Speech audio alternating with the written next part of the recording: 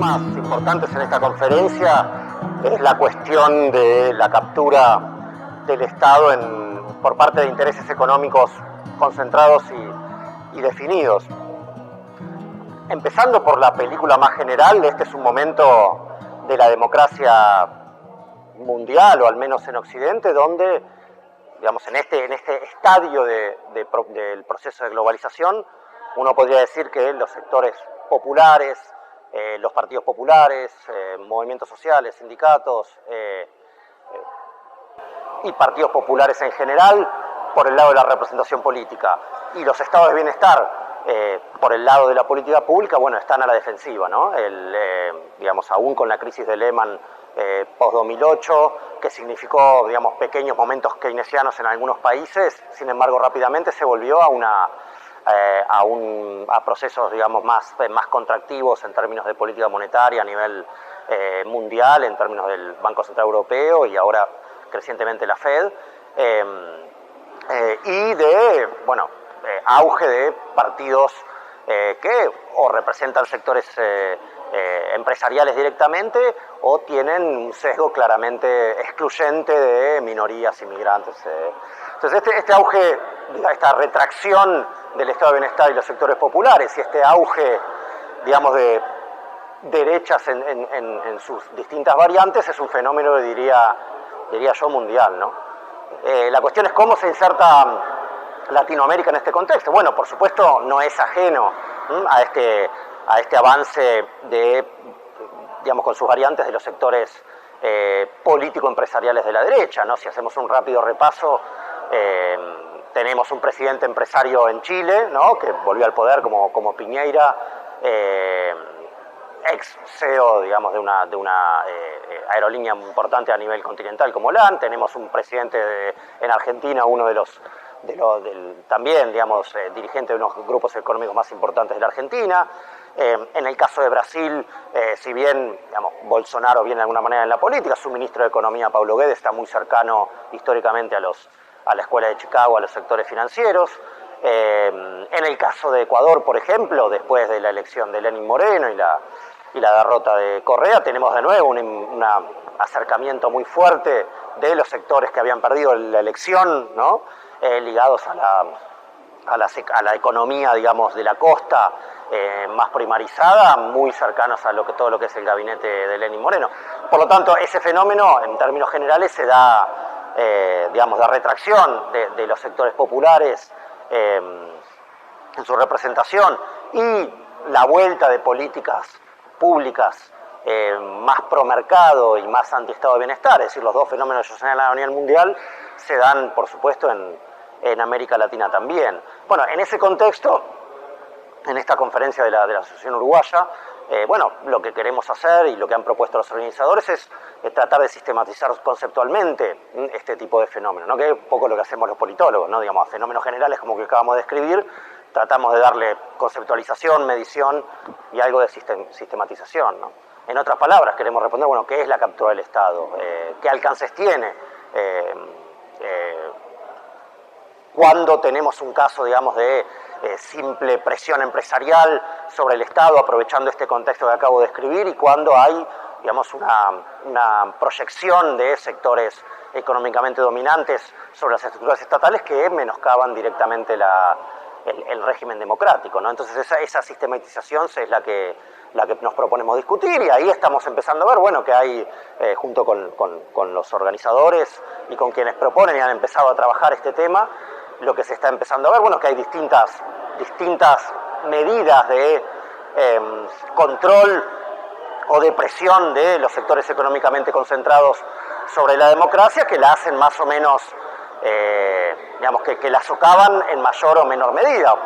Ejemplo, no es lo mismo el lobby, ¿no?, el lobby que tienen algunos sectores en Chile vía lo que es el partido empresarial de la Unión Democrática Independiente, que implica, si bien hay un lobby directo, implica una mediación de la política, es decir, este partido histórico, ¿no?, de origen pinochetista proempresarial, digamos, que traslada sus intereses a la política. No es lo mismo esa situación que la situación en Argentina, donde directamente Macri ha loteado partes del sector estatal a los empresarios que eran los ex CEOs que entran por una puerta, salen por la otra y manejan partes importantes del Estado, ¿no?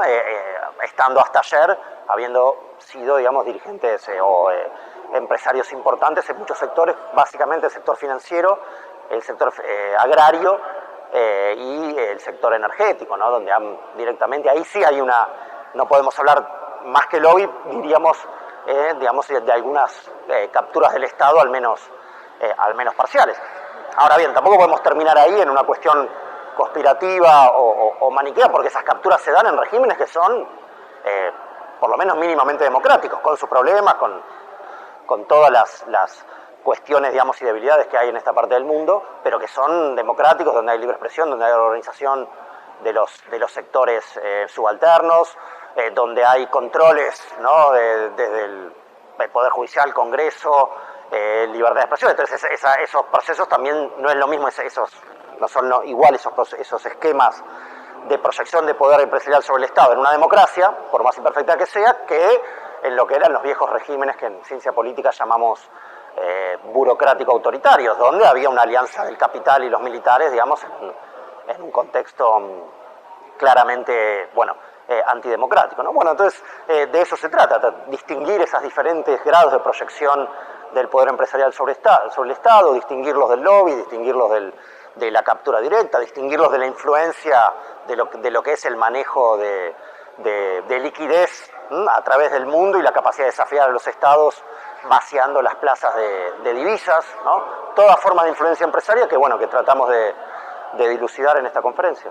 Podría decir, dentro de los procesos de lo que fue los nuevos, digamos, experiencias de izquierda latinoamericana en los 2000, Argentina, más allá de las características particulares de la versión del peronismo de izquierda, para decirlo en términos concretos que ocurrió en los 2000, fue un proceso con alcances distributivos importantes, ¿no? Porque la característica de Argentina, que comparte con Uruguay, que yo trabajo, es que tuvieron procesos de redistribución que implicaron llegada a los sectores populares informales a través de políticas, digamos, las nuevas políticas de ampliación, de un universalismo mínimo del estado de bienestar.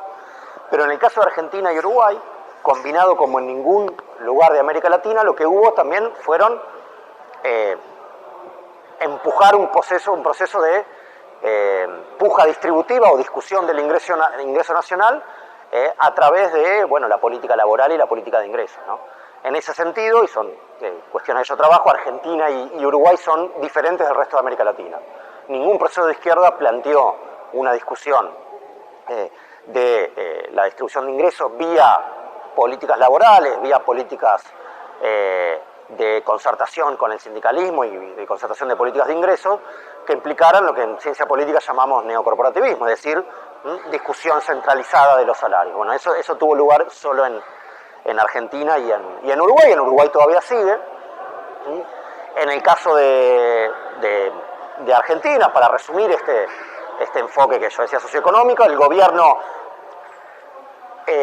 preservó todo lo que había sido la distribución más a los sectores informales en términos de jubilaciones no contributivas o de llegadas directas, digamos, por programa de transferencia condicional, pero atacó fuertemente este esquema de políticas, digamos, de ingreso a nivel nacional, ¿no? Eso ha tenido una resistencia importante de los sectores populares en Argentina que venían activados de la etapa anterior, pero bueno, es una discusión larga cuánto, digamos, el gobierno no ha podido avanzar por la oposición de estos sectores y cuánto no ha podido avanzar por su propio desmanejo macroeconómico, ¿no? Que ha terminado en una crisis muy grande, ¿no?